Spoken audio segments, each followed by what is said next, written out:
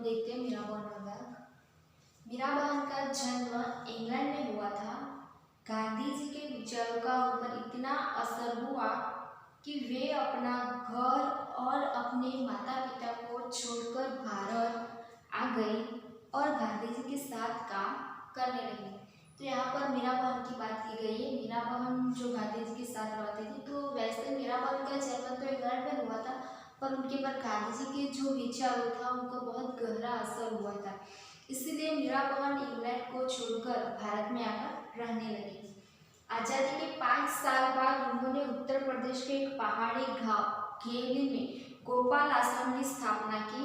उस आश्रम में मीराबहन का बहुत सारा समय पालतू पशु की देखभाल में बीतता था, लेकिन घेवली गांव के आसपास के जंगलों में बाघ जैसे खतरनाक जानवर भी रहते थे। तो जब हमको आज़ादी मिली, तो आज़ादी के 5 साल की बात है, तो आज़ादी के 5 साल के बाद मीराबहन जो है उन्होंने उत्तर प्रदेश का एक प्रदेश है, उत्तर प्रदेश के एक पहाड़ी गांव है जिसका नाम है घेवली, और घेवली गांव में उन्होंने गोपाल नाम के आश्रम की स्थापना की थी और वहाँ पर वो पूरे दिन रहते थे। और मीराबहन का पूरा दिन जो था, जो पालतू पशु की देखभाल में ही बीतता था। पर वहाँ पर जो घेवली गांव के आसपास के जो भी लोग थे, उन लोगों को जो बाघ जैसे खतरनाक जानवर लोगों का बहुत डर रहता था। पहाड़ी गांव में अक्सर बाघ का डर बना रहता है। जंगल कटने के कारण शिकार की तलाश में बाघ कभी कभी गांव तक पहुंच जाता है। वैसा होता है कि हम जब जैसे घर में रहते, तो जो प्राणी लोग हैं वो जंगल में रहते, तो आज हम हमारी जरूरतों को पूरा करने के लिए जंगल को काट दे, हम पर्यटन बनाने के लिए, इसीलिए जो जंगल, जो प्राणियों का जो निवास स्थान है जंगल, वो दिन ब दिन छोटा हो जाता है। तो जो प्राणियाँ जंगल को छोड़कर हमारे जो निवास स्थान है वहाँ भी आ जाते हैं। तो जो घेवली गांव के लोगों को इसलिए जानवर, जो पालतू और जो ऐसे बाघ जैसे जो बड़े बड़े जानवर लोग थे उनका बहुत भय रहता था। घेवली गांव में एक बार यही हुआ, एक बाघ ने गांव में घुसकर एक गाय को मार डाला। तो घेवली गांव में बिल्कुल ऐसा ही होता है कि बाघ जो है वो शिकार की तलाश में निकला था, तो शिकार की तलाश में आगे वो निकल जाता है और गांव में पहुंच जाता है और गांव में गाय को वो मार देता है। सुबह होते ही यह खबर पूरे गांव में फैल गई। गांव के लोग डरे कि यह बाघ कहीं फिर से आकर दूसरे पालतू जानवरों और किसी आदमी को ही अपना शिकार न बनाए। गांव के लोग गोपाल आश्रम गए और उन लोगों ने मीराबहन को अपनी चिंता बताई। जैसे ये घटना होती तो पूरे गांव में इस घटना सुबह होते होते फैल जाते हैं और सभी गाँव वासियों को एक चिंता होती है कि आज तो इस बाघ ने किसी गाय का शिकार किया, हो सकता है कल किसी हमारे पालतू प्राणी है, किसी आदमी, किसी इंसान का भी वो शिकार कर सकता है। इसलिए गाँव वासियों को बहुत चिंता होने लगती है और वो जो आश्रम था, आश्रम में मीराबहन थी, जो मीराबहन के पास वो पहुंच जाते हैं। गाँव के लोगों ने अंत में तय किया कि बाघ को कैद कर लिया जाए। उसे कैद करने के लिए उन्होंने एक पिंजरा बनाया, पिंजरे के अंदर बकरी बांधी। योजना यह थी कि बकरी का मिमियाना सुनकर बाघ पिंजरे की तरफ आएगा। पिंजरे का दरवाजा इस प्रकार खुला हुआ बनाया गया था कि बाघ के अंदर घुसते ही वह दरवाजा झटके से बंद हो जाए। शाम होने तक पिंजरे को ऐसी जगह पर रख दिया जाए जहां बाघ अक्सर दिखाई देता था। यह जगह मीराबहन के गोपाल आश्रम से ज्यादा दूर नहीं थी।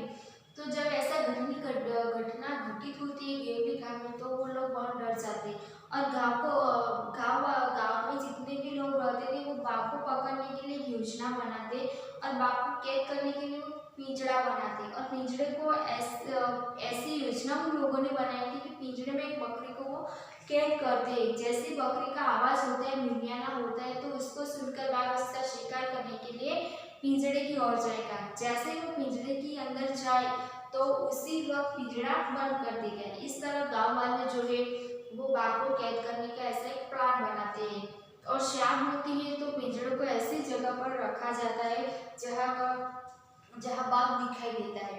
तो इस तरह से, और वो जगह जो थी वो मीराबहन का जो आश्रम था उससे बहुत दूर नहीं थी। रात बीती, सुबह की रोशनी होते लोग पिंजरा देखने निकल पड़े। उन्होंने दूर से देखा कि पिंजरे का दरवाजा बंद है। वे यह सोचकर बहुत खुश हुए कि बाघ जरूर पिंजरे में फंस गया होगा। अब गांव वाले ऐसे प्लान बनाते हैं और प्लान बनाते रात में वो सो जाते हैं। जैसे सुबह की रोशनी होती है सब उठते हैं और सब देखते हैं कि पिंजड़ा, वो लोगों पिंजड़ा देखते हैं। पिंजड़ा देखने के लिए वो निकल पड़ते हैं। जैसे वो पिंजड़ा देखते हैं तो उन लोगों को ऐसा लगता है पिंजड़े का दरवाजा बंद था, तो बंद दरवाजे को देखकर वो ऐसा सोचते हैं और बहुत खुश हो जाते हैं कि शायद बाघ जरूर पिंजड़े में फंस गया होगा। लेकिन जब वे पिंजरे के पास पहुंचे तो क्या देखते, पिंजरे में बाघ नहीं था। जैसे गांव वाले पिंजरे के ऐसा सोचकर पिंजरे के पास पहुंचते तो उसके पास पहुंचकर वो देखते हैं तो वो आश्चर्यचकित रह जाते, पिंजरे में बाघ तो था ही नहीं। लोग चकित थे, बाघ के अंदर गए बिना पिंजरा बंद कैसे हो गया। अब लोगों को तो बड़ा सरप्राइज, आश्चर्य लगता है कि अगर बाघ अंदर गया ही नहीं तो ये पिंजरा है तो वो किस तरह से बंद हो गया। लोग मीरा बहन के पास पहुंचे। लोगों ने सोचा कि गोपाल आश्रम पास में ही था, इसलिए शायद मीरा बहन को मालूम हो कि रात में क्या हुआ। पूछने पर मीरा बहन बोले। तो जब गांव वाले ऐसे उलझन में पड़ जाते तो वो सभी मीरा बहन के पास जाते और मीरा बहन को पूछते, क्योंकि मीरा बहन का आश्रम जो था उसके पास में एक पिंजरा रखा गया था, इसलिए शायद रात में जो भी घटना घटित हुई थी उससे शायद मीरा बहन को मालूम हो और वो हमें कुछ जवाब दे सके। इसलिए सभी गांव वाले जो मीरा बहन के पास जाते, जैसे गांव वाले मीरा बहन को इसके बारे में पूछते तो मीरा बहन उसको आंसर क्या जवाब देती है। देखो भाई, मुझे नींद नहीं आ रही थी, मैं सोचती रही कि आखिर बाघ को धोखा देकर हम क्यों फंसाए, इसलिए मैं गई और पिंजरे का दरवाजा बंद कर आई। तो मीराबन क्या करती है, मीराबन ऐसा आंसर देती कि पूरी रात मैं सो नहीं पाई थी, मुझे नींद नहीं आ रही थी, तो मैं ऐसे सोचती थी कि किसी जानवर को धोखा देकर हम इस तरह उसे फंसाना नहीं चाहिए। इसीलिए मीरा बहन ने ऐसा बोला कि वो मैं पिंजरे के पास गई और जो दरवाजा था वो बंद कर आई। तो इस तरह मीरा बहन ऐसा आंसर देती है कि गाँव वालों को मीरा बहन से ऐसा आंसर सुनने को मिलते कि मीरा बहन ऐसा करती है कि पिंजरा का दरवाजा जो था वो वैसे वैसे सिचुएशन में रखती है ताकि वो बाघ अंदर न जाए। मीरा बहन ऐसा सोचती थी किसी जीव को बिना काम में परेशान नहीं करना चाहिए, तो इसीलिए वो बाघ को जिंदा रहने के लिए वो पिंजरे को ऐसे की ऐसे सिचुएशन में रख दिए। तो इस तरह हमारा यूनिट यहाँ पर फिनिश होता है। मिलते हैं नेक्स्ट वीडियो में। Good bye.